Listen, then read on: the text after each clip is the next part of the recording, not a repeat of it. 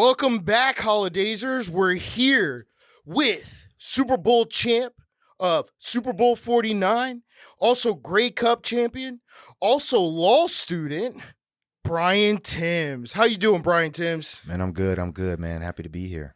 Oh, shit. You went from all cool and you know, a little bit outstanding over here, and then as soon as the cameras turned on, you turned on your fucking usher voice. Oh, I'm doing good, ladies. Yeah, Hot 105. It's your boy. So let's get started, man. So you started off in football, then you transitioned into entrepreneurship, and then you transitioned into law. Yeah. So how did you get into football? We like to get the people's backstory quick before we start talking about all that wild, crazy stuff we love talking about. All right. Well, and where were you born? Oh, well, I was born in Seattle, Washington.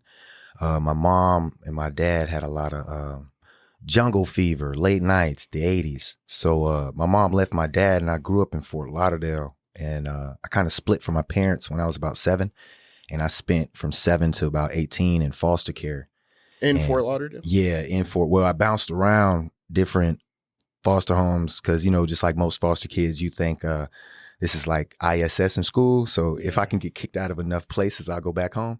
No, DCF doesn't work like that. So it kind of gets crazy. But after really, I played basketball my whole life, bro. I went to Diller High School down in Fort Lauderdale, Diller Elementary. You're pretty fucking tall, man. Yeah, I'm 6'3". I've been this height since the 8th grade, bro. No bullshit. I thought I was gonna be like Dwight Howard. I really thought like I'm Kobe, bro. I'm going out of high school. I wasn't even starting, bro. I was like, oh my God, bro. But I got pulled into the room. I remember this. It was Coach Nelson, Rock Nelson, rest in peace, Diller High School. My foster dad, Sergeant Pender, and it was Coach Daryl Burrows.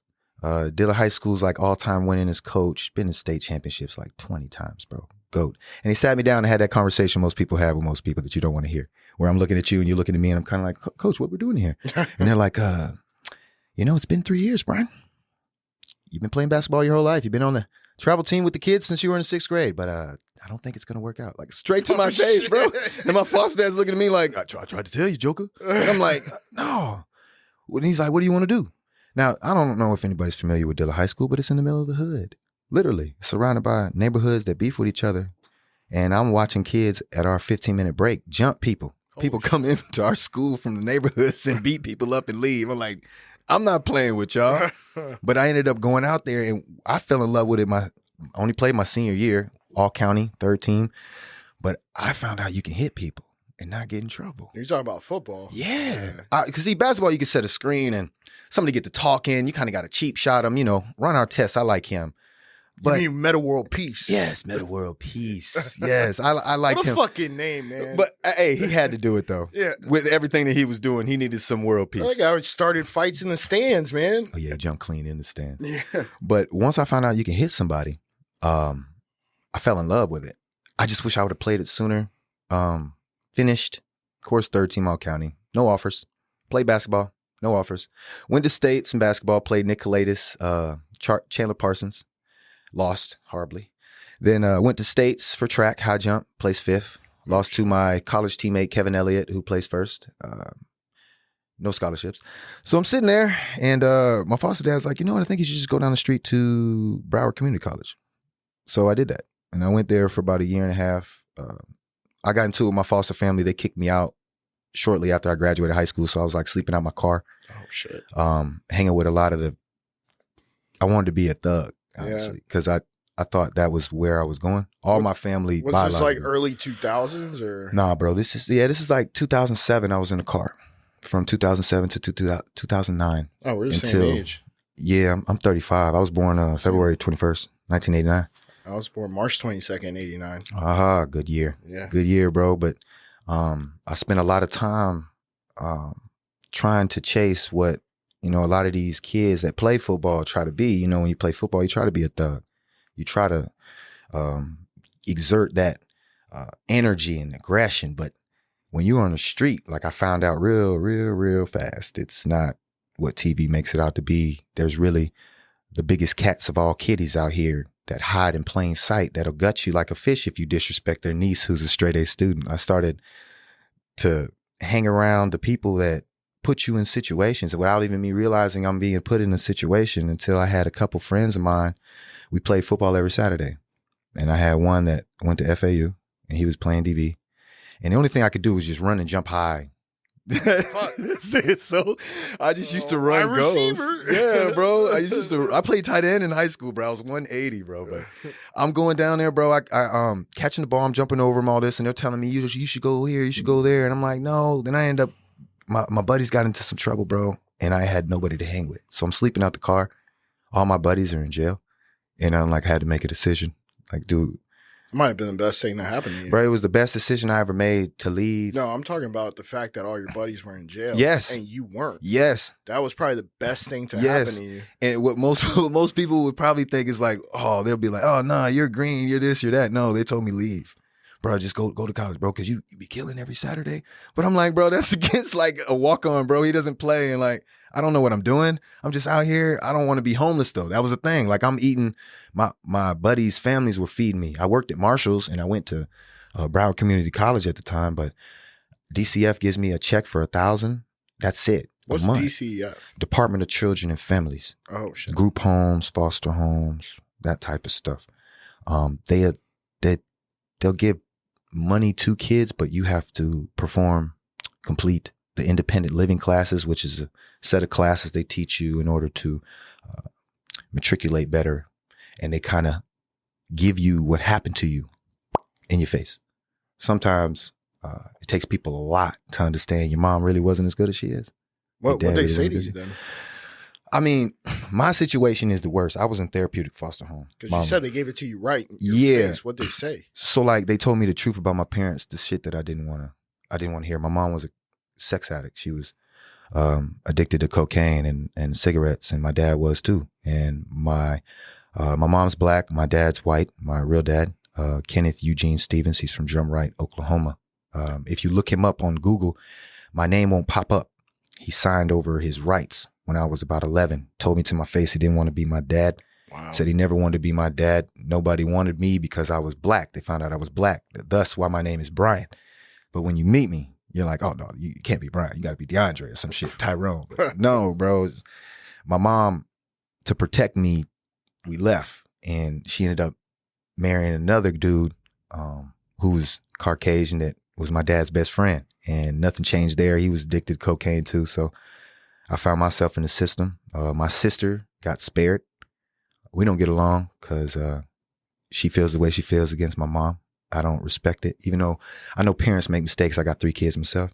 But unless you've seen somebody take cocaine and try to operate, then you don't understand truly where their brain is functioning with alcohol and stress and fighting for your children. You got your son here and your daughter's over there. It's a lot. So I'm not making excuses, but as I grew, instead of hatred that I carried when I played football, that showcased everybody who knows me to watch me play with or practice would say that. Because I was the player. I'll fight you, bro. I don't care who you are. Chris Clemens, that's my boy. He's in Tampa, but me and him fought my rookie year. He hit me.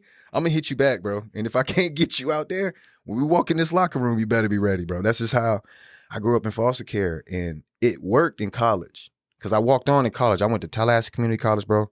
I was sleeping on a mattress with my clothes and bags. The 94 that's a long way from Lexus. Broward. It was my buddies because they were like, they sat down, and this is no disrespect to anybody who's a rattler, but they said, this was 2009.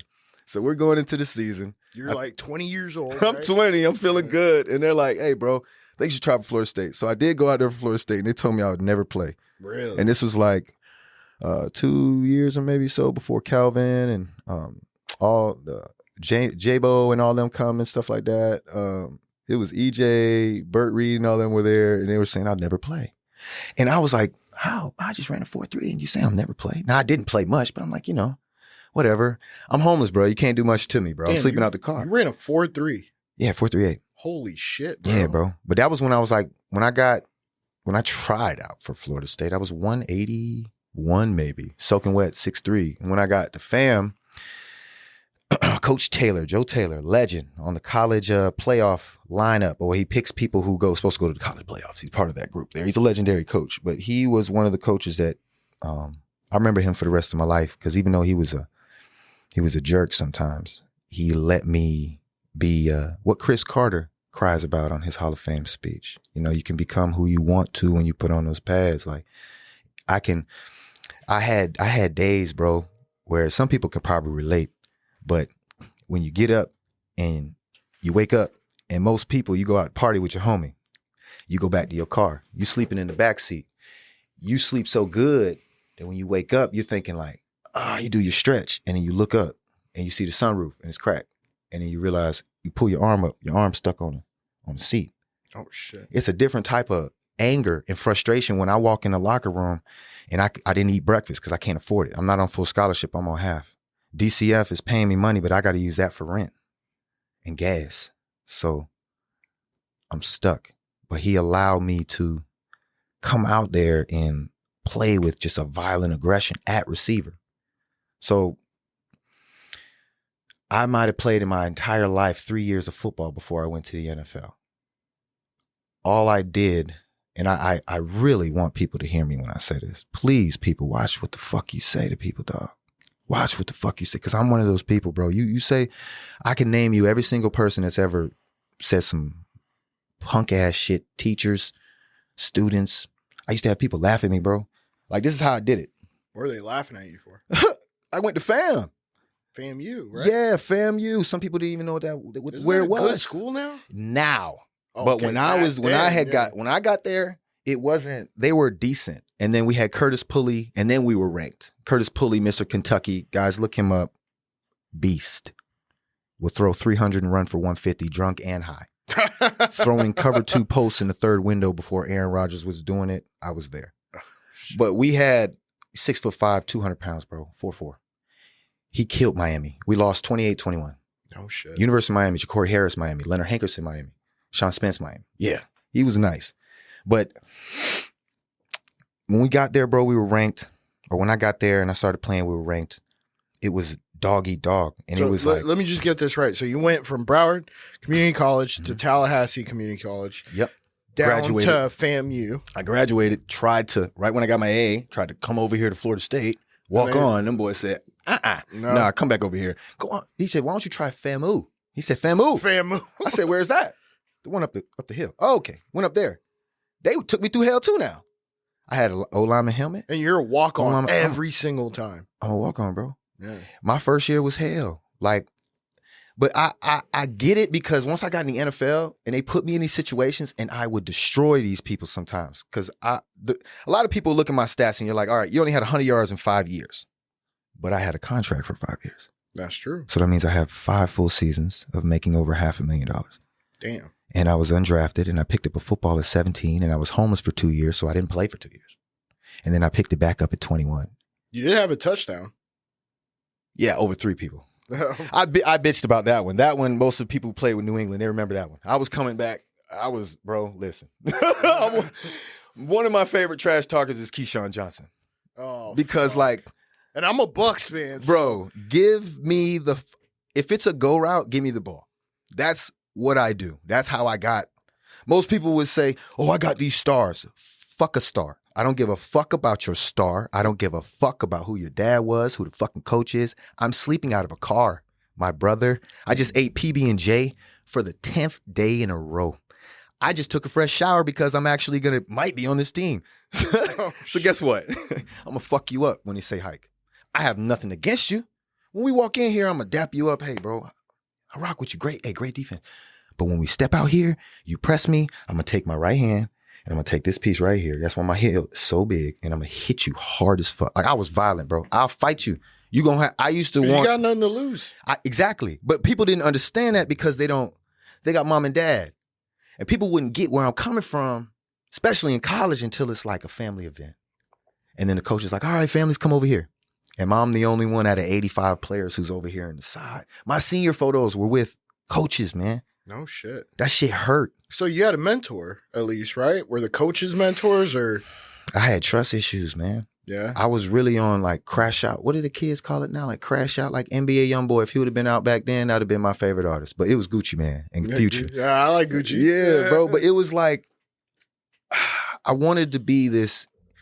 I had to create this person so that I wouldn't end up like my family. Because my family is wild. A lot of people in prison, a lot of drug dealers, a lot of people just doing aggressive shit. And I try to, in order to change. You didn't try. You did. I did. Better. I did. Yeah. But I had to try and tell myself every circumstance, every situation, controlled aggression. Because I'm so accustomed. I mean, I was in foster care at 7, bro. I spent my first 4 or 5 years fighting and getting kicked out of school and trying to do all this stuff so I can go home to my mom. Not even knowing she's a cokehead. Yeah. Full blown. Not even knowing my dad likes to beat black women. Didn't even know it. Because when he was around me, it's, hey, son. But I didn't know my granddad. Still to this day. I met my 50-year-old Caucasian sister 2 years ago. How many siblings do you have then? That I know, too. 2? Yeah. One from on my mom and one from my dad.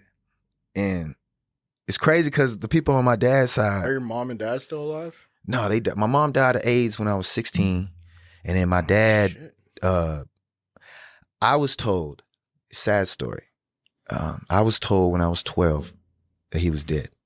Because he signed my rights over so he wasn't my dad. My grandma had told me. So I didn't care at the time. I'm retiring. Might as well be dead, right? Yeah, exactly. But I'm retiring from football at 30. My wife, amazing, Crystal, amazing woman, complained at me for years. She's like, babe, I just don't think he's dead. I'm like, he has to be dead. She's like, but your grandma lies all the time, which she did. She's a little lying little fucker. But I think she was trying to protect you. I think, in a sense, once the feelings hit, because my wife found him. She found him in Drumright, Oklahoma, about 2 years before he died, because he died when I was 32, and she found him when I was 30. And I was just, it's like, I really want deadbeat dads to understand this. I think Karl Malone is a piece of shit, by the way. That's just me. Karl Malone? Karl Malone is a piece of shit. What And Demetrius Bell, I feel sorry for you, brother. You don't know who Demetrius Bell is? I know who Karl Malone is. All right, Karl Malone was 22, had sex with a 13-year-old, got her pregnant. Fuck? Demetrius Bell pops up. He's in the Are you Buffalo kidding me? Bills right now. Go look it up. And Karl Malone has no charges, no nothing. But that would have been me. But you talk to Karl Malone, he'd barely respect Michael Jordan. You disrespect Michael Jordan like you disrespected. I ain't even gonna go there. I ain't gonna go there. Go there, dog. Who cares? God, I do not like Karl Malone. I feel like anybody who's a pedo, First of all, done. if he's 20 and he has sex with a 13-year-old, that's pedophilia. That is. But that's illegal. He refused to go. He had a contract and he was first round. I guess this was back in the 90s where it didn't matter. But he came out and apologized. It's everywhere. And people are acting like what he did I've never is fucking okay. heard that. Yes, Demetrius Bell plays for the Buffalo Bills. He's 6'8", and he's huge. And Karl Malone was 6'10", 250. He's huge. But people just, they turn a blind eye to shit like that, man. I didn't mean to go off at a rant with that one right there, but that motherfucker, bro. Oh, my God. No, that's how we go viral, dog. Yeah, Controversy. Bro, he makes me sick, bro. Fuck Karl Malone, you pedophile. If it would have been in Florida, bro. If it would have been in Florida, it would have been over. He would have been in jail. Exactly. Yeah. But because he is who he is over there, that just to me, that's not right. Utah, right? Like, yeah. And he could never win one because MJ is the guy. And you know what? Maybe let's shift a little bit over here because I want to talk about a little bit of who is the greatest to ever play basketball. But we'll get back as soon as we take a break. We'll be right back.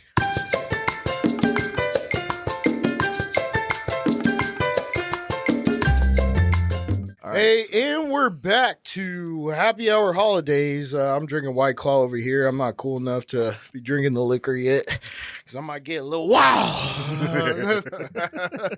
So we were talking about the NBA, but we're going to switch gears a little bit. We're going to go back to the Patriots. Yeah, man. All right. You said that you didn't understand. What was it that you were just saying off camera?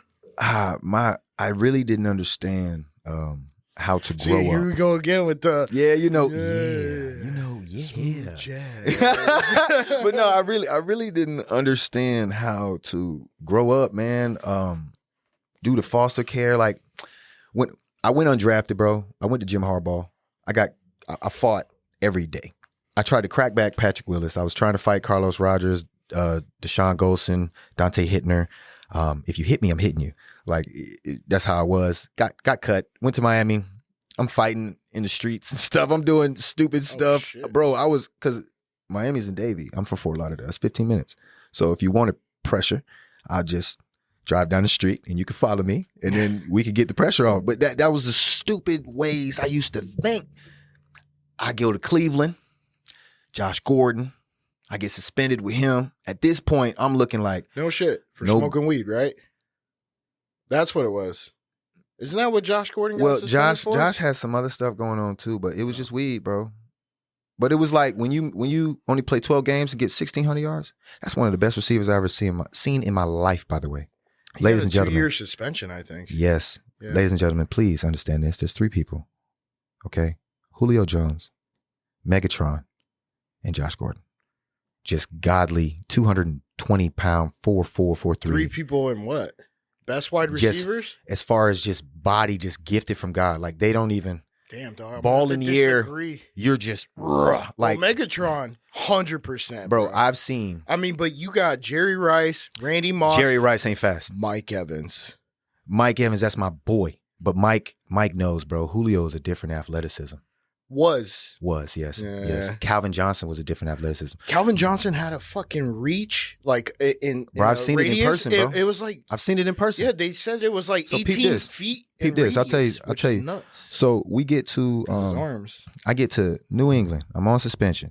All I'm running is go routes. And that was when I figured it out. Like Bill, first game I played in this I know I'm gonna put myself out here, but most of the people who know me gonna be like, be honest, bro. I was a hothead.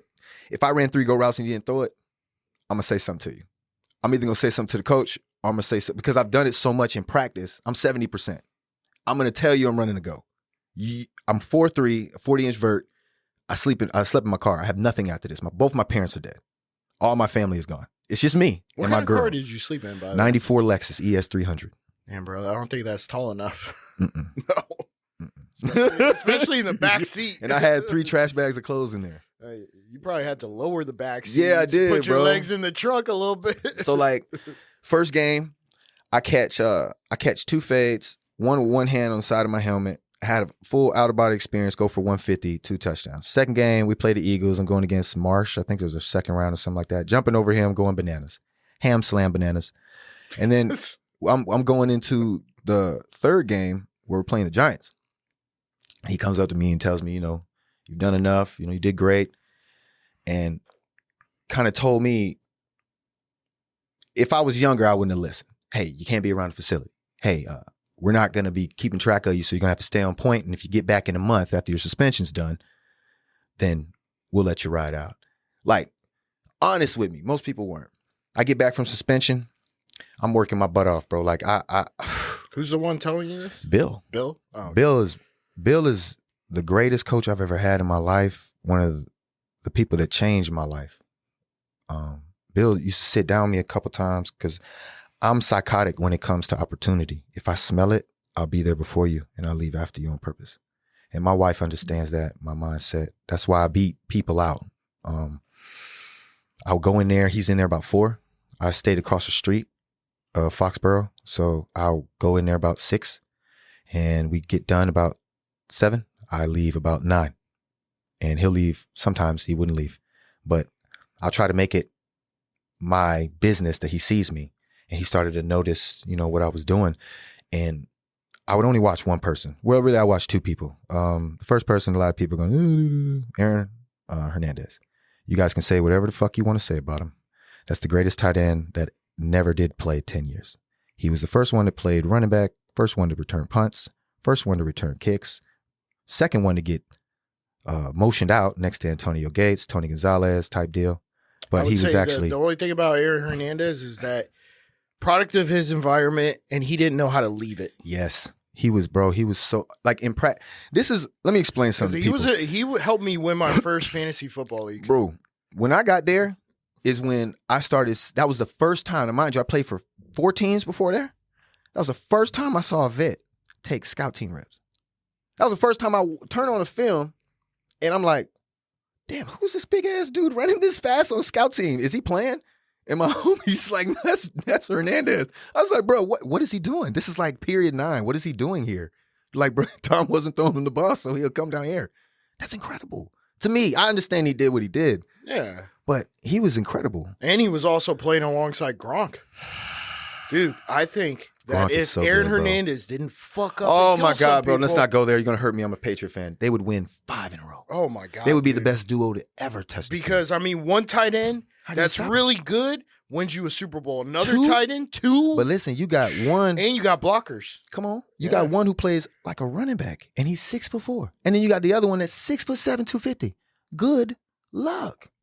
If we go How are you gonna 21 stop the personnel threats? or 22 and go double tight end set, you can't. If you go 2 safeties, you're too small. You do 2 linebackers, you're too slow. You got to have somebody like what's his name? Went to LSU to play for the Bucks. I think he just left. Linebacker, Devin White.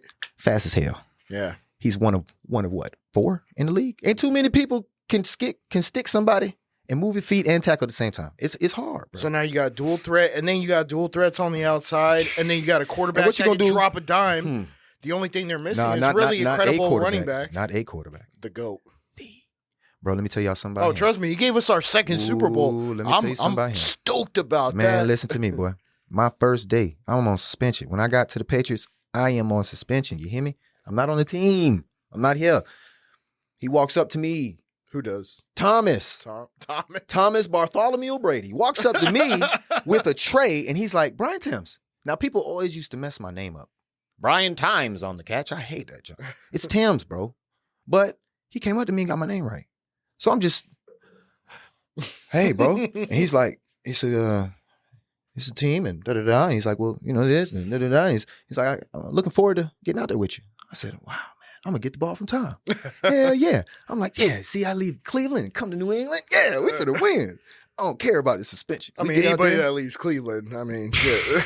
Bro, Long as I get there. I didn't see the ball for him for first week and a half. Now, most people would say, Brian, that's not a long time. Imagine walking in to your job and you work 12 hours a day and you're doing physical things around the same person every day and they have to pass you something in order to get there. And then when he looks at you, he goes, throws it here. Hike looks at you, throws it there. I swear to God, he'll tap it like he's, gotcha. And then throw it there. You got to prove yourself. And then the throw that he threw me to prove myself was a slant on a bang bang with Hightower. He threw it. Ladies and gentlemen, please listen to me. He threw the ball into this gap right here, this little elbow hole right here. Why is that important? Because Dante Hightower was sitting right there. He's 260 pounds. He was sitting right there. They knew the slant was coming. He said, slant, slant, slant. Tom threw it to where right when I caught it, I slid down. All I see is this giant body fly over my head. Wow. Didn't hit me or nothing. And he comes to the huddle. I come back to the huddle. I'm like, man, that was a hell of a throw. He's like, yeah, my bad. I got to put it literally on your chest so you can get upfield. I was like, what? He's like, I meant to throw you back shoulder, but up your chest, back shoulder, because he would have just grazed your shoulder and you could have just pushed up. And at the time, I'm thinking he's a psychotic guy. I'm like, bro. He's like, no, when you run and go routes, BT. When you run and go routes, BT, listen, this is what you do. 18 to 22 yards, the ball's in the air. Don't look back at me. Look in the air. If the ball goes 22 yards and you're in the seam, put your helmet on because they're coming. But if I can hit you between 18 and 21, BT, you're out of there. I'm like, shut the fuck up. Then you turn on the film and watch him throw it to Gronk. Yeah. And he just split them boys. And you're like, how? Or when he does the play action, the no look, where he looks away, comes back and he throws it and everybody goes, oh my God, how did he throw that? Widen post to the tight end. Bro, this man is 2 yards inside the hash, 2 yards outside the hash, 3 yards outside of numbers. Signals are here this week. Now, next week they're here. He taught me how to study people like a serial killer, how to study the way you burp, what you eat, what you post. Look at his kids. Look at his family. Look at his, don't even look at him sometimes. Let's study the defensive coordinator. Holy shit. What does he like to do? What does he like to do on 3rd and 3? This is all from Tom. Man, this is fucking Tom, bro. Listen, let me tell you something, bro. We sitting in the room. This is why I love Tom to death. Tom, if you hear this, bro, I love you, bro. Because you taught me so much. And now when I walk in the room with football and other coaches, I destroy them because I'm smarter than them. The only way you can play with Tom is if you're smart. I got to know what you're doing, your mannerisms, your signals, and what he wants to do and how he's feeling. And let you talk some trash to TV. Appreciate it, bro. Now he's about to freestyle out here. Thank you. Shut up, 56. Like, you know what I'm saying? He's a GOAT, bro. Like I had 3 routes. When I got there, he told me straight up, you're going to have a role.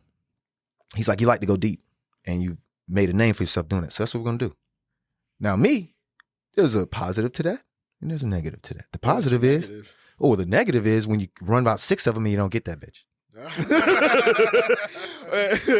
That sucks. Or like when you run it, or like when you look inside and you got to go and you're like, damn, that's Gronk, or that's Edelman, Amendola. Damn, I ain't getting this. Yeah, no, but doesn't that kind of mean that you're the decoy? So you're taking off the Taking off the safeties. top, yep. Yeah, so that now he's playing it inside. Because I mean that was his play. 10 yards, 5 yards, 7 yards. Oh yeah, every single time. As long as you could take the entire top. Yeah, bro. So that's essential. A lot of people don't realize. I wanted to do what Randy did. Like, bro, I was real psycho, bro. I sat with him. Randy Moss, one, bro. That guy, Vikings, right? Mm-hmm. That's where you started off with. I played with him in San Fran, and then you had OBJ kind of do the Moss shit too with the 3-finger catch. I wish he just would have kept. But playing. You know what? We've had a lot of not DBs. I'm sorry, defensive linemen and also offensive linemen with like Ian Beckles, Will Golson, stuff like that. It's the unsung heroes that nobody ever talks about. It's the decoys, bro, that actually gets the plays, that gets the wins, man. Bro, people don't understand. And running a 4.38, I mean, that ain't no fucking joke. Yeah, my pro day, I would like to put my numbers versus anybody. I was 6'3", 212, 3% body fat, 4.38, 40. I like how you threw the body fat in there. Oh yeah, I ran a 3.93, 3.94, 5.10.5. I ran a 6.4 L drill. Vert was a 40. I broad jump at T.Y. Hilton's pro day, 11.3. So that's when you stand straight and you jump out. Oh, shit. I broke the record. I jumped 11.3, but I fell forward. You jumped 11 fucking feet? But they kept me at 10.10. Bro, I have fast twitch, like scientific. I have a lot of fast twitch. Like my shit is crazy. I look skinny. I did 225 22 times. And I did 5 pro days in college. So each week I did 225 20 times. 40. I was dunking in 7th grade. What's 40? 40-inch vertical. I could jump over a fence. No shit. Yeah. That's almost 4 feet. Easy. Holy fuck. Bro, I was poor. So it's like, I gotta be the biggest, strongest, fastest. But to piggyback with the Tom shit, he took that. He saw that, like, I'll be the decoy, bro. I don't give a fuck. It's just one time you throw that thing, I'm gonna get it. Just trust me. So we're playing the Bills. When I come back from suspension. Who was the quarterback for the Bills at that time? God, bro, they haven't been good at. Fitzpatrick, was it? Ryan Fitzpatrick? It was. I think it. Oh, I'm sorry. It probably was. Fitzpatrick. It probably was. Yeah. Because then the next they had Sammy Watkins. Yeah. Robert Woods, Charles Clay. You talking about the receivers? Yeah, the tight ends, receivers that they had out there. They had Milano wasn't there. Brandon Spikes was on that team. Oh shit, yeah. Oh shit, man. Let me ask you a question. Did you see the pass that Patrick Mahomes threw? Oh, behind the back? Oh my God, dude. But he's always been doing that, bro. No, he's been doing sideways shit and stuff like that. But behind the fucking back, him and Travis Kelce got something. No, bro. What do you mean? I don't know. I think they're sharing wives. They're the greatest. I'm gonna be honest. And some people. Don't say the greatest. They will be. Tight end. They will be. You think so? They will be. Listen, I play with Tom and Gronk. But Tom and Aaron Hernandez. Let's not take him out of there. Yeah, but Tom athletically doesn't have what Pat does. You know what I'm saying? So it's like it's to me, Tom is smart as heck. He was brilliant, genius. That's the only way he was able to. Yeah, but he's not athletic like Pat. You know what I mean? And he wasn't winning as much as Pat was also a earlier. Short guy too, right? No, Pat's like 6'5". Really? I thought so. Damn, why is he's he not 6'5"? Why does he look so short? I know Tom tall. I feel like he's 6'1". But I think he'll go down as the 3rd greatest quarterback to ever play. Who? Pat. Pat? Because it's in my book. Well, in my book, Brady it's Tom. beat Pat, so. Yeah, no. It's Tom's number 1. Yeah. All day, every day. All fucking but day. I got to go Aaron Rodgers, number 2. What? Man, listen. Are you out of your mind, bro? Watch the film. Watch what film? Watch his film. We know. Right now, let me ask you as a fan, and this is anybody who's watching this. I mean, if you see to go Aaron to the Rodgers, Super Bowl. Yes, but where was he? The game to go to the Super Bowl. Yeah. We've seen Aaron Rodgers out there. NFC Championship, okay. We've seen Aaron Rodgers out there with the same people we've seen Tom with. He had Devontae Adams, bro. Not at first. No, but he had it Not the Donald Driver years. He's only 6'2", Pat. Wow. He's as tall as I am. Yeah. And he's 225. I'm 230. Wow, that's Well, I crazy. mean, he's probably muscle, but all right. So Aaron Rodgers, come on, let's. I would put Aaron Rodgers up there, bro. No, you would put him at 2. I want to know why. 2. Well, because all right, we're playing in New England. All right, and at the time on our team is Darrell Revis, Brandon Brown of the Super Bowl team, bro. Darrell Revis is greatest corner ever played next to Dion. If he ran a 4.2 like better Dion, than Dion, bro. If he ran a 4.2, he would be. Yeah, but that 4.2 is different being speed. Fast though, you know that. Yeah, but if both of them are smart, so the reaction time to get to point A to point B, and then Dion could bait better than Revis. Revis would play the quarterback. Like playing Revis, if you take a 3-step drop, he's not watching me. He's watching the quarterback. If you take a 5-step drop, he's watching the quarterback. But once I press on his toes at 10, now he's looking at me. But he's always going to keep half a man inside, no matter what move I give him. He's so disciplined, and then the first thing he's going to do is grab low. Are you talking about Dion? Revis. Oh, Revis. Yeah. Dion, I wouldn't even know how to play him. I would just try to get really physical and have to attack the ball. He wasn't. No, he was a corner, bro. He was a corner? Explosive corner. And he was a dog. And he was a returner. And he'll run it back. Like this is the thing with football. People got to understand. Like this is why I was good at it. There's a lot of pussy people that play football that because they got tattoos and goals and dreads, or they come from a rough spot, they think they tough, or because they high school coach support them. Like, no, bro, my foster home was in the suburbs, bro. I was the only one to make it to the NFL out of 22 people in 2007 Dillard High School Panthers that signed. 22 people signed. I signed nothing. 3 years later, going into the draft, I'm the only one. It does not matter where the hell you start, who the fuck is, whoever you know. It doesn't matter, bro. It's about how you grind. Because at the end of the day, one thing I figured out, and one thing Patriots, Bill used to tell me, coming in, that's what I was trying to get to. It was a suspension, bro. I didn't get the ball first half. I'm yelling. I'm cussing. Real talk. Cussing. Loud. Slam my helmet in the locker room. Vince Wilfork grabs me. Yeah. Like a child. Well, we don't do that here. We don't do that here. Like huge, in my face, all of it, bro. And Tom's looking at me. And then I just see him come up to me. He's like, you better be ready. And walks away from me. And as soon as he did that, like, this is like my first game back. I've been on suspension, bro. My teammates are the ones that let me know, hey, bro, you fucked up, bro. How old were you? I was 20. You're still a 4, kid. 25. Still a kid. Yeah, my 4th year in the league. Yeah. But I'm like, man, I don't give a fuck about that. I'm just mad. I'm just like, bro, I'm a kid. Because Stephen Gilmore, he's so good, bro. But he was pissing me off, bro. He was pissing me the fuck off. He was talking crazy to me. And then I was playing behind Brandon LaFell. So I'm getting like 1 play to 3.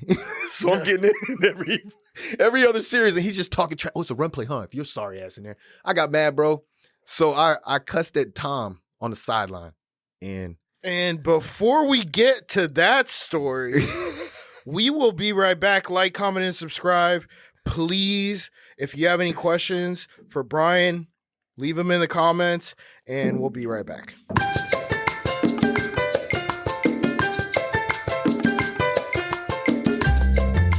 And we're back with Happy Hour Holidaze. Our host is missing. Manny Febre, we miss you, buddy.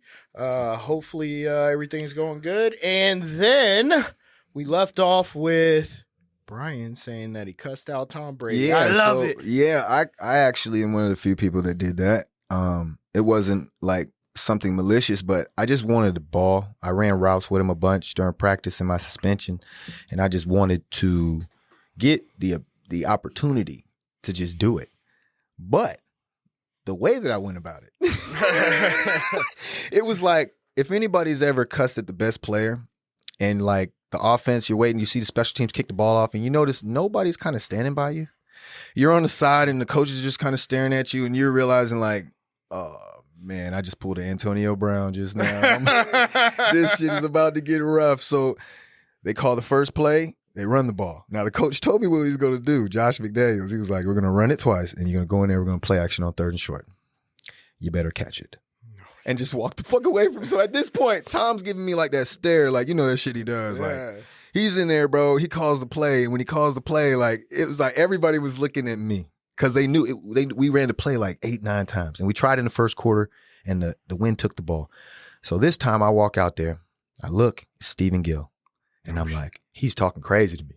So I'm like, oh, okay. Then I see my boy Aaron at safety. And I'm like, all right, so it's cover 4. And Tom told me, like, this is a situation back in 2000. This is 2014. So we were watching a film back in 2008. It was the same D coordinator. Might have been 08 or 2010. But Tom was like, it's play 63. When they go cover 4, he's going to brush his ear and he's going to go down the pinstripe of his left hip. And then they're going to correlate that with the strong, the free, and the nickel to give that to the opposite corner. And I saw that like at speed of light. So immediately I'm like, and he did one of those where he's like, slow-mo, green 80. Look at me and way I was like, oh shit, hike boom, I run, bro. And it just worked. He threw it. It was 3 people there. It definitely was 3 people there. But he threw it. And when he threw it, like I said, you know, I'm going to die, bro. I was homeless, foster care. All those thoughts ran through my head. I'm not dropping the ball. I give fuck how many Pro Bowls and millions you got. I'm here.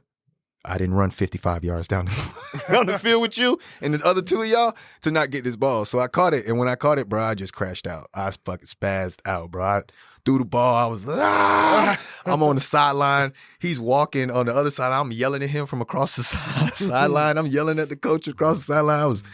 I was clicking. After that, did my interviews. We get on the plane. Bill's like looking at me like I'm looking at you. Shaking his head. So I'm like, is he looking at me? And they're like, yeah, bro. I don't think he liked when you scored. I'm like, but I mean, look at everything I had been through, bro. It was just all that emotion and built in me once. So I didn't mean to explode like that. So then he calls me over and he's like, listen, I'm not sure you understand what the Patriot way is.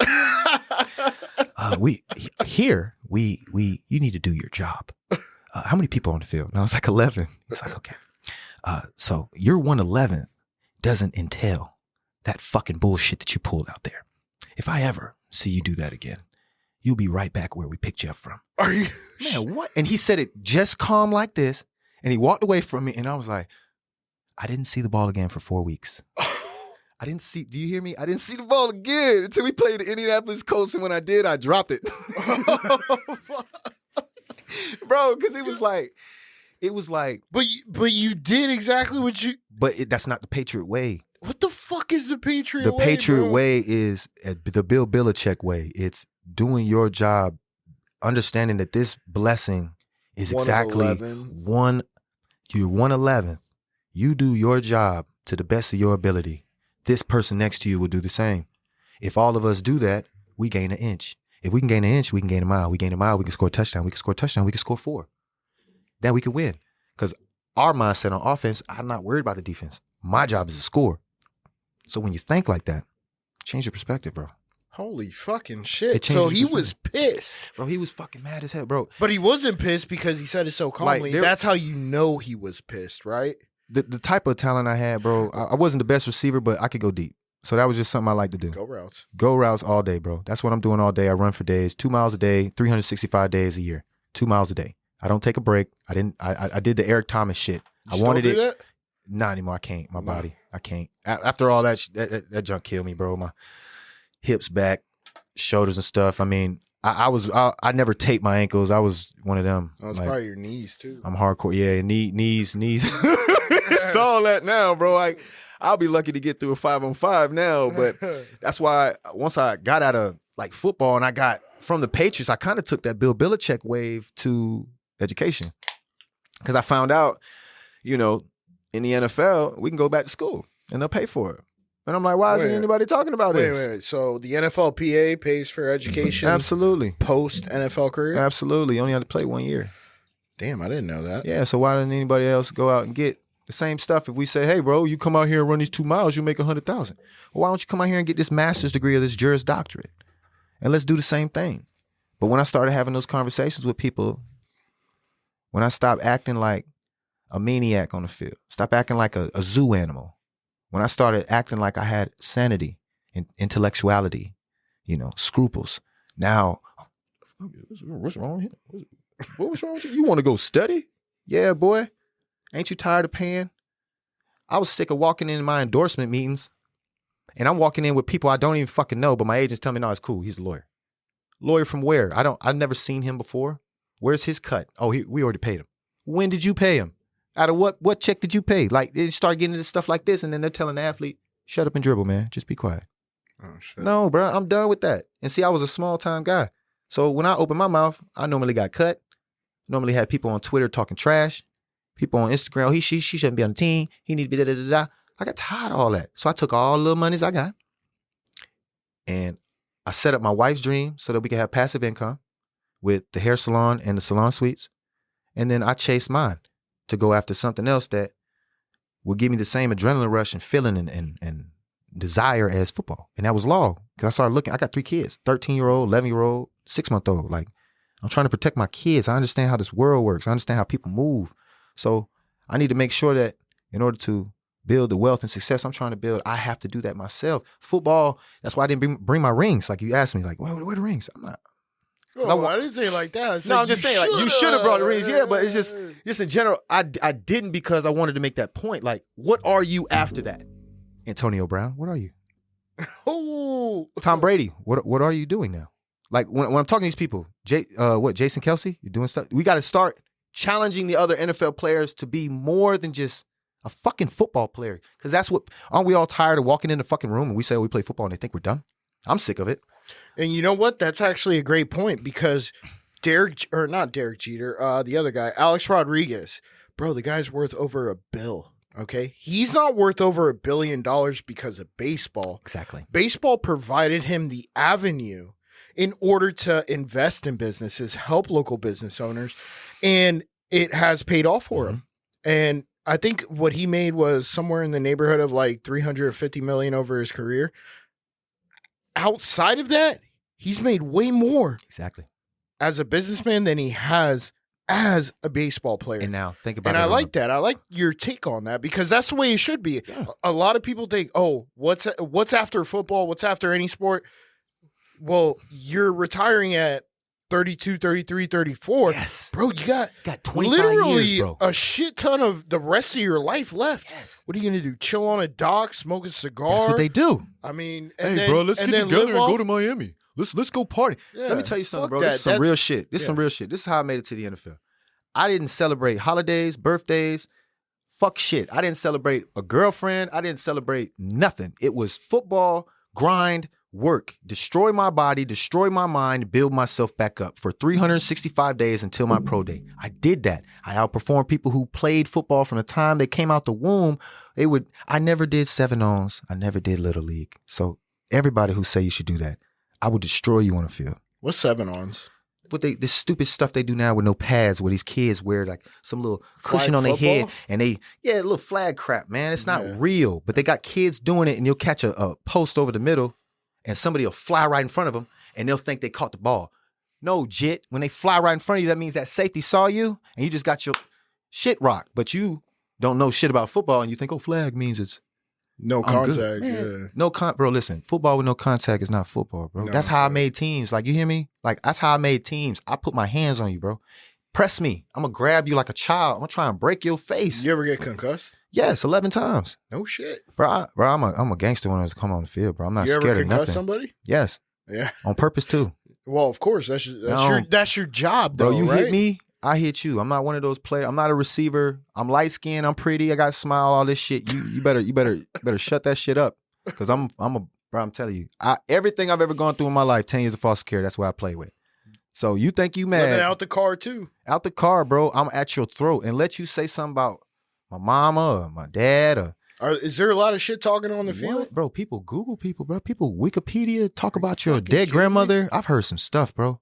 No shit. I've heard some stuff like I've been. So they're targeting you, right? Bro, they're trying to get in this. Because if I get in this, I've done it before. I've caught a pass on somebody and started talking about their sister that was sick. For real. Oh, damn. She was sick. I started talking about his sister. He was out of it. 2 flags in a row. No shit. They pulled him, yeah. He was out of it. But that's what, it almost happened to me too. Defensive passing interference? Yeah. I got hit like that too. I was on special teams and this dude got under my skin. He got me the first rep and then he started talking about foster kids because I was a foster kid. And he's like, you're weak just like them foster kids. Oh. And I was like, I tried to break his face and called a flag. But it's Is that shit still going on, you think? Come on, man. I don't fucking know, bro. Yeah, they just don't mic it up at the time. They'll talk that talk, especially like face-to-face press, crowd screaming. Bro, it's a lot that goes on out there that people don't realize, bro. A lot of cheap shot stuff, bro. It's a lot. But do you think a lot of DBs are going after receivers' ankles? To be Or honest, knees to be trying honest, fuck them up, injure them. I don't like the way the game is being played because You can't go high anymore. I don't like the fact that they can't hit them. I used to. It ain't football no more. I can't lie to you. The way DK Metcalf plays is the way that I tried to play until it would hurt. Once I broke my rib trying to play like that, I was like, yeah, DK, you're a beast. But to catch a ball and just go chest to chest, like a James Wilder type run. Like, I don't know if you know who James Wilder is, but he was really good running back, bro, here in Tampa. Number one player coming out. Went to Florida State. I played against him in the NFL, played with him in Canada, won a championship. But he used to run people over standing straight up. It was crazy. I never seen anybody do that in my life, bro. But it takes a lot of strength to just run. Like I'm running at you with my chest up. I don't drop my shoulder. I just go chest. Boop, boop. It's like that, bro. It ain't like the A-Train Mike Allstott, dog. No, hell no. It's not like Mike Allstott. That motherfucker, he had to have been concussed like at least 100 times. But that's what led me to law school, man. Having these conversations. Let's talk about law, man. Yeah, let's transition. Having those type of conversations where people would ask me, why don't you wear your rings and why don't you do this? And I'll be like, bro, I want to be more. Because I got a foundation I work with, Forgotten Angels in Valrico, Florida. They help out foster kids who are aging out the system, like me, that were homeless. I can't count on two hands how many people have actually come over there after I've been like, hey, bro, come say what's up to kids. They take me for a joke. Or they'd be like, oh, nah, man, I'm coming. But like, that's where my impact is. I don't go places and speak, because I could easily talk like this when I'm speaking to people, and I can present myself congenially and say, hello, everyone. How are you doing? This is Brian Tyms here. I just want to present myself for Dave everyone Chappelle here. skit, bro. Bro, I could do that. But when I'm talking to people that are from where I'm from, they tired of hearing that. Fuck yeah, they are. They want to hear the real. So I'm going to speak with my natural Fort Lauderdale slang. I'm not going to pronounce all my words. And sometimes I will use big words and slang the hell out of them things because I'm not trying to reach you. I'm trying to reach these kids because the people who are robbing people, the people who are raping people, were kids like me that were constantly thrown to the side. And you get tired just like I did. What kind of message you got for them? Gotta have a message for them. Belief and manifestation, bro. Yes. A positive belief and manifestation, because I'd have never made it out that car. I can't tell you how many times I told people when I was in the car, I'm going to play college football. And people laugh. B, come on, bro. You poor as hell. You sleep in the car, bro. You work at Marshall's. Chill out, bro. Chill out. You're not going over there. Nah, bro. I'm going to Florida State. I'm going to play. And people laugh at me. Or when I'm running in college, I done partied with y'all boys. We done won on Saturday. I done went to the club. I hit the moon. Now, boom, I'm running. 2 miles. 6 a.m. Everybody going to church on Sunday. What they doing? Looking at me laughing. Oh, you seen Brian running? Oh, hey, babe, I seen you. My professor, I seen you running over there on Tallahassee, bro. What you was doing? You going to the NFL? Baby, no. You need to go to school. That's what people used to laugh at me. Do you know what it is, man? It's that the people, they say, aim for the moon, and even if you miss, you land among the stars. Yeah. The problem is that people cannot recollect a time that they could envision themselves in the best form possible. Yes. So a lot of people push that onto other individuals. They say, you know what? I can't envision myself being great, so I can't envision you being great. All that means is that should be fuel to the fire to allow it to burn, let it be your oxygen, because being great does not come from what people see. Being great comes from what people do not see. Exactly. And it seems like you have been fighting that your entire life. And never let, and this is to the audience over there, never let anybody's opinion of you become your reality. Because as soon as that happens, you lose. You have lost. You have lost. Bro, there was so many times I've been in law school. I'm slurring a little bit just because I've been drinking a little bit. But there's so many times I've been in law school, bro, where people have pulled my card. What do you mean pulled your card? Like, I don't talk about myself. Like, really? Good. Don't. After my first year. They say the wisest men never do. Yeah, I stopped talking about myself. Like, I stopped talking about the successful businesses, being in the hair industry, my wife chasing her dreams, Crystal Timms opening a salon, and then 6 months later we got a building, and 6 months later we got suites and we have tenants, and now we have passive income, and now my wife can choose when she wants to work. And I don't have to work. I could just sit at home and play video games. I could be what I see most of my old teammates doing, sitting in their 3,000 square foot home, just playing Call of Duty and, oh, College Game Day came out, bro. Who you riding with? Let's play online. For what? Who am I helping? What life am I changing? What am I adding to what has already been added to me. Because this blessing wasn't, you didn't earn this shit. The universe put you in this cycle of opportunity. You just so happened to grasp it at the right time. Who said that? Me. Oh, for them? Yes. That's like, this is because everybody earns everything that they have gotten. To an extent. Unless they're born in a privileged family. Yeah. Now, when you're born in a privilege. But privilege isn't a matter of, what can I say here? It's not a matter of race. It's not a matter of, it's a matter of family. Yeah. Family is, in my opinion, is the strength of it. You could be born in the poorest family with the best family nucleus and come out way more wealthy than anybody else. Has nothing to do with race, age, none of it, anything. None of it. It's all about what your mother and father taught you. Yeah, bro. And the fact that you didn't have one. I know. Which is crazy. Until 7 years old. Yeah, until 7 years old. I low-key did. It was the athletes, bro. It was Randy Moss. Straight cash, homie. That was where I got the ego from. Kobe, the discipline, where he would say. So you got it from videos, bro, YouTube, right? Watching people. Les Brown. Les Brown.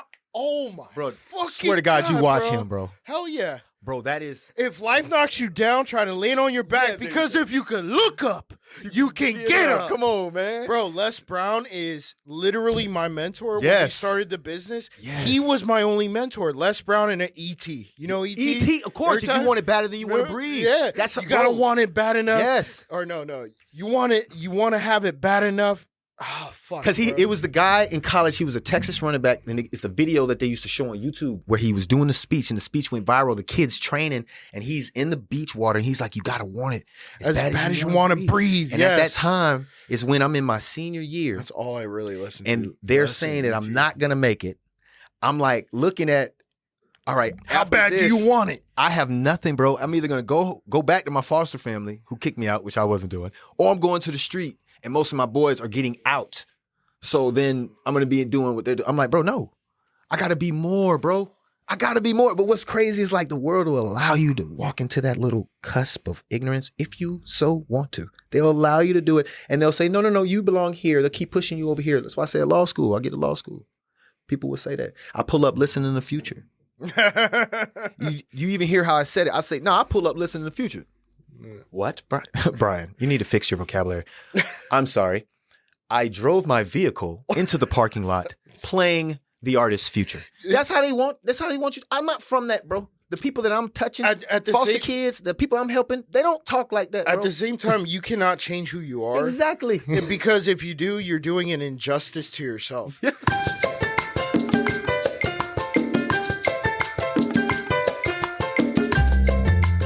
Welcome back to Happy Hour Holidaze. This is your guest host, Sean Febre. Manny, once again, is out for personal reasons. And please like, comment, and subscribe. If you like the content you hear, please vote us for Best in the Bay. Voting ends August 30th, and we really want to win it. I think the party's the 30th. We're here with Brian Tyms. And Brian, you and your wife have a business that you've opened up. It's called Tyms Sweets. Yes. And it is a salon. Tell me what it is. It's all good. So when I was playing, man, my wife had this dream that she wanted to do. She was All-American in track, but she didn't want to go pro. We had our daughter, so she wanted to do the salon. She liked doing hair. She enjoyed the way it made her feel and the way other people would be feeling when they leave. She was doing track? Bro, she was number 2 in the world in the 4 and the 8. You can look her up. Crystal Washington, shit. South Broward High School. No way. Chad Johnson's daughter just beat her time in the 800. And that was 2008 when my wife ran it. She was doing the 800 meter? Bro, my wife was running 203, bro. Damn. 49, 50 point in the 400. Did she ever break the 4-minute mile? I don't know. that's a good question. Because what'd you say, a 20? 203 in the 8. Yeah, that's pretty fucking close. Floating, bro. That is really close. I think she probably could have. She's beating out a lot of dudes too. To this day, she can still run. That's who taught me how to run. When I was coming out. But my wife, we've been together now 14 years. I love her to death. First woman that taught me how to love, got me out of my little stupid ignorance and wanted to be in the streets and stuff. But she had this dream, bro, and I didn't see it. I was like, doing hair? Come on, babe. Like, we could just do hair like da-da-da-da. She's like, no, I want to have private space where people can come in there and each person has their own room and they have their own privacy and it's all soundproof walls and there's security at the front and you could be safe and you don't have to worry about it. She had all these ideas. So once I finished football, I was trying to figure out what to do. She was like, well, let me go to hair school and then I'll da-da-da. All right, boom, here, go. She went. 7 years later, we own the building. We have all the tenants rented out in the rooms. We have a spa in there and then she has her own room, which is huge. And we have employees within the room. And I mean, it's inherited by Crystal Tims, right by Tampa Bay Tech High School. So right where their baseball field is and that FedEx building, we're in that industrial plaza area that they just, fixed up a bit. And she's really doing it, bro. Like, it's like one of those where I guess how people look at me, like, you know, I knew you would because of the drive, but it's like to see it is like, whoa. Like even now, my wife will go in there, bro, and it's like she has tenants and employees. It's inspirational thing. It's 4 suites in there, and then she owns one of them, and then we have employee, and we're trying to now get another building to do a daycare with that. So when women bring their kids to get their hair done, smart, dude, they'll have the daycare. So we're on there, and we're just, our biggest thing is not charging people a lot. Like I said earlier, we're 12 by 12. Lofts, salon lofts is ridiculous. Yeah. 2,800. Listen, we got a 12-12, and we're rented out for $1,100 a month, bro. Yeah. Just pay your first and last. Don't smoke, don't drink in here, no soliciting. Let's be mindful, act like it's yours. Act like you live here. That's simple as we keep it. Sign the contract, we're locked in. We don't disrespect you, you don't disrespect us, abide by the rules. And every tenant we have is amazing. All 3 of them, they're amazing. And their employees are amazing as well. Everybody respects it. It's like, it's a business model that I'm so proud of my wife to have watched her do and complete, because it's her model. It's not something that, like, my wife ran track, bro. She was always taught what to eat, when to go, when to wake up, where to sleep, how to drink, like anything. So for her to take it and just take paper and turn it into a dream, reality, it's inspirational as hell, which is like another reason why I was like, bro, I gotta finish law school, which I'll be done in the spring. I could finish in the fall next term, but I'm not taking 17 credit hours. Why not? With 3 kids and 2 businesses. That's only 5 employees. That's only five classes. And man, I gotta still do my internship. Oh shit! Doom. And you gotta take the bar. But that's easy peasy. I'm not worried about the bar, bro. I'm not worried about that. I know a lot of people are like, oh, he doesn't know what he's talking about. I have a positive manifesting reality. I say what I'm going to do and I do it. A lot of people don't believe in that. I don't pray. I don't get on my knees. I don't pray. I talk to my mom. I talk to my cousin that died. And sometimes I'll choose to speak to my father and my grandmother if I'm in that mode. But I'm not praying to a God. I believe, it's just me, common sense is given from God to us. So, brother, yeah, you might want to be the president, but I did give you the ability to get off your shoulders off your butt and take 10 steps to the library and start studying so that you can learn these things so that other people can gravitate to what you're saying and believe, what you could change. Not if you just saying, oh, my dad was president, I could be president too. No, bro. No. So we gotta mention Steve Fantetti. We haven't mentioned him at all. Steve Fantetti. My boy. He said he was supposed to be here, but he's sick. So I hope you feel better, Steve. Yeah, Steve, feel better, brother. Yeah. Has Steve played an integral part in you becoming a lawyer, or was it something that you wanted to do and then you sought out Steve's advice? Steve. So this is a funny story. It's a funny story. I walk into campus. How do you know, Steve? I walked into campus. Professor Hardwick, she's the best. You met him in Canada. Cooley Law School over here in Riverview. Professor Hardwick tells me Will Golson and Rashad are at the school. She's like, a lot of your classmates are in here asking them NFL questions. I think this would be perfect for you to come in here and like break the ice. And I'm like, with Rashard, yeah. But with Will, I'm like, there's no ice I could break.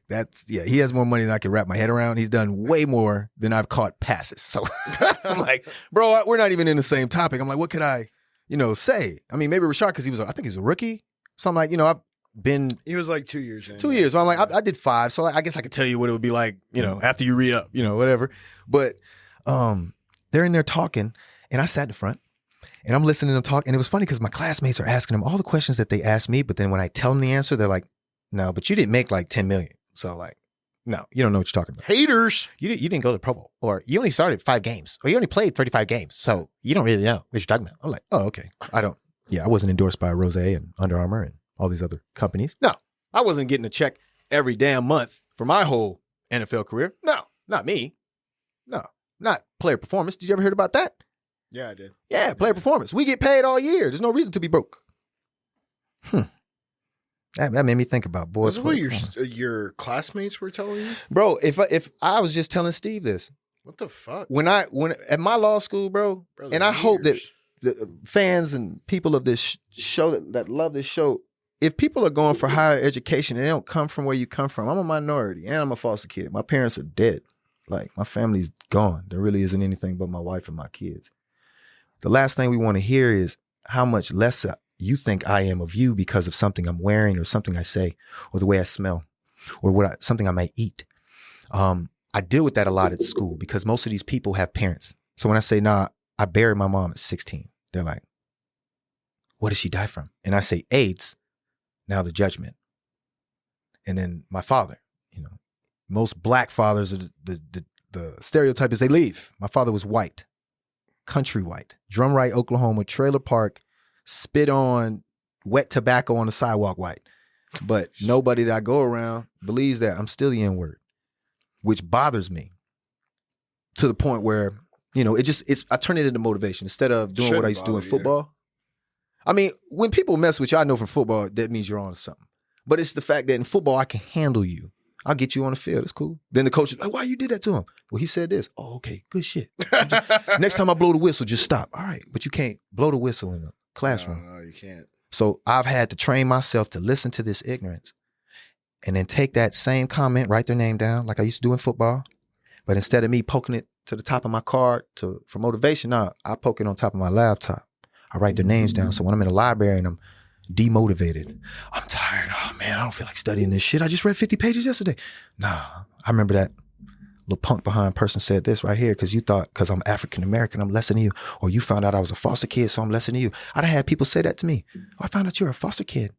I always thought those people were like those people. In law school. Bro, in law school. Law school is worse than anything I've ever experienced as far as racism and opinions. And a lot of these people are legacy kids. Their parents are lawyers and and this is the crazy thing. I've made more money than their parents. Oh shit. But I don't say that. What's the point of me saying that? Did you make $3 million in your 20s? Oh, you didn't?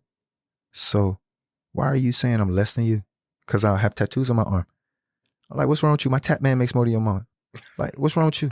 If you really want to go there, we could go there. I don't want to go there. I don't want to stoop to that level because I just left that ignorance. Like I was saying earlier, I worked my ass off to not be that ignorant. You cut me off in traffic. It's got to be something. My homeboys say he finna do something. Oh, I'm doing something too. No. It's me. Me and me only. I'm not riding with your drama. And that takes a lot of discipline, bro. A lot of focus. Would you say you got a chip on your shoulder?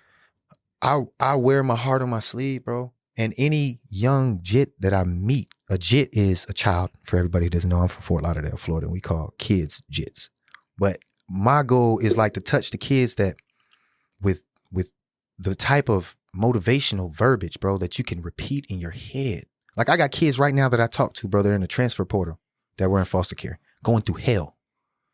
Because now they're realizing that little 4-star shit, that was the only thing I had. Now they know I'm a foster kid now. Big bro, why does it matter I'm a foster kid? Well, let me tell you why it matters. Because statistically, they say that we're supposed to be in prison. Statistically, they say psychologically we cannot be controlled. Statistically, they say that we are unhinged, undisciplined. We would be crash outs. So when you walk into an environment where you're supposed to be aggressive and you have to be controlled with the aggression, the person who is or has the superiority, they're not going to trust you. Because they're going to say, oh, the moment I give this boy an inch, he's going to fucking take him out. And I can't stop him because he's big, strong, and fast. That is the catalyst. Now add that into law when we're talking about foster, being homeless, and have somebody say, oh, that was so smart what you said. I didn't know you knew how to read that. What did you just say? Girl, you know we scored the same LSAT score. That's why we both here. Did you know that? What you confused about? But that's what I've dealt with. So it's watching my wife, bro, going through what I've gone through in foster care, bro. It's to these last 2 semesters where I'm taking 7 credits and 10 credits. And I'm chilling like a villain on penicillin with my feet up. Like, I'm chilling, bro. I'm not stressing nothing. It feels so good. Have you thought about maybe opening up a charity for foster children? I work with one. For higher education or something like now that? Now that's the next move. In order to show them, hey, listen, once you graduate and all that stuff, hey, listen, this is possible. Yeah. You can you could play in the NFL. Mm-hmm. You could become a lawyer after the NFL. Yes. You can start a business. You can own real property. You can own your own house, bro. You can own your own house. Like real property, yeah. Real property. Man, you can have trust funds. You can own commercial property. Bro, like have you thought about maybe that? Because a lot of what I see in public schools, mm-hmm. and I'm sure you went to public schools just like I did, they don't teach that. Nope. They don't teach any part of that. I think educating the child, whether it's foster kid or not, mm-hmm. that, hey, this is the path to financial wealth is by doing these things, as opposed to learning that, girls can turn into boys. And yeah, bro. Kids, Listen, bro. DCF, Department of Children and Families, does something with foster kids called independent living. And that is when financial literacy first was brought to me. I didn't really have money to understand it. But then once I got to the NFL and I'm with guys who are making multi-millions, I'm talking about like I'm over here worried about something somebody said like you. And I got my boy Reggie Bush next to me talking about BT, come here. Jimmy Wilson, Nolan Carroll, shout out to y'all. Talking about, come here, B. Open up your phone, bro. Why, man? Why you want me to open up? Shut up. Worrying about what that coach said. Open up your phone. It's week 7. Open up your phone. All right, open up Wells Fargo app. All right, man, open it up. Look at that. Look at what? It's fucking $147,000, bro. 7 weeks left. Well, you're right. Now look at mine. It doesn't matter. 20. He's like, you know how many how many people are filing for bankruptcy? Yes. And they made a lot more? Yes. I mean, shit, bro. But it's just the perspective to be around those type of people that will take $3,000 slides. And arrogant people aren't the kind of people you want to be around. At all. But no. I found people who would take $3,000 slides and walk outside and give them to a homeless person. And then I'll go, bro, why you did that? Well, you fuck with the homeless people, BT, so, you know what I'm saying? I don't need these shits. Let's go to the street. I'm going to buy some more. We can, but it's the fact that you did it. You walked, like, I had a lot of people I stopped hanging with. Is that a good thing or a bad thing? Because I'm thinking it's a bad thing, bro. No, it's like a homeless person doesn't need $3,000 slides. True, but if we watching the man and he has no shoes on, and everybody walking past him ain't doing nothing. You go to Walmart and you could buy $3,000 and you could give about 1,000 people slides. But if let's say I'm playing with you, I just met you, we just play ball together, and you fuck with my hustle. You like how hard I go. I'm always early, always last one to leave. We go out to eat, and I'm telling you about my story. I'm showing you the street I used to sleep on and park because we're in Fort Lauderdale. So I'm taking you to the hoods where I used to sleep at. That's my homeboy who used to feed me. That's my boy's mama. She used to wash my clothes for me. Like, I'm taking you these places, and we're sitting at a hood spot. You're in my hood, and you go, BT, you know him? No, I don't know. That's why you need to open up a charity, have them donate to the charity, and you allocate the funds. No, I definitely want to do that. See, but that makes more sense. I definitely want to do that fiscally down the road. But because you take care of more people. Yes. But I get what you're saying. But at the same time, just to throw out $3,000. Oh, of course. It's like, bro, you know how many people you could have helped? Of course I say that. But it's like, it's the fact that he never thought like that. You never thought like that until you got around me, until you got around somebody making maybe some of what you're making. Enough to have you listen. Because, people ain't going to listen unless you got some money in your pocket. If you walk in a locker room full of NFL players talking about you selling a car, you better be coming in with a nice suit. Somebody better know you in here because nobody's going to hear you. Bro, we can buy a car anywhere. Why would we need to buy it with you? Kind of seems like NFL players are arrogant. Yeah, we are. Well, I will say this. Not all of them. Not all of them. Not all of them. Not all of them. But it's like this. Any player with money who comes from a horrible background, you are a shitty person. You're going to be a shitty person regardless. But if you go through hell and you somehow manage to maintain your morality, what's more important to you? Morality. Being famous or someone saying, someone's like, hey, there he goes right there. Or someone going, hey, he just helped out my mother. He got my mother a job. He got my brother out of jail. I think that is more important. Yes. Brian, we are coming down to the last 2 minutes here. We usually like to do at the end of the episode just final thoughts, final words about something you want to leave the audience with. Man, what do you got? I talk so much, bro. I love to talk. I mean, you've given us a lot of gems. Yeah, man. I will say that. I would like to leave people with just help out the people that you think need the help, and always respect people that you don't know. Don't take disrespect, but don't disrespect anybody. Respect, because I feel like if that was more congenially allocated between families, not just people, but families, there wouldn't be so much violence. I feel that if people can let go of the ignorance, where I come from, some of the things that I discussed, this neighborhood mentality, we need to dump that shit and start talking to these kids about getting that educational neighborhood mentality. How about you be a thug in the classroom, my boy? Straight A's. Now that's gangster. Straight A's is gangster. Straight A's get you to Stanford. Now you can sag your pants all you want. Now you get straight A's. Like, pass the SAT, take the ACT. Stop trying to get girls pregnant. Just stay motivated, bro, and stay confident. That's it. That's it. That's all right, bro. That's actually a great message right there. We still got a minute. You want? I still got a minute. Oh, okay. Yeah. I'll say biggest thing for me, because I don't have parents. Please don't disrespect your family, bro. Don't disrespect your mom and your dad. I wish every day I can call my mother, and I talk to my wife about it every day. I miss my mom. I miss hearing her voice. I miss being able to hug her. I miss. Shit, I finished classes last week. I cried in my car because I wanted to call somebody in my family, and I can't because I don't have any. So just the people that you have, cherish them, bro, because life isn't promised to anybody, and death comes for everyone. And taxes. Yeah, and taxes, bro. Taxes. That shit comes for everybody. Brian, it has been a plum pleasing pleasure. You know where that's from, right? Let's round, my boy. To have you on Happy Hour Holidaze. Once again, Manny, sorry you couldn't be here. You got your stuff going on. But please vote for us, Best on the Bay. Like, comment, and subscribe. Follow us on all platforms. You can listen to us on all platforms. And peace out, Holidazers. Woo!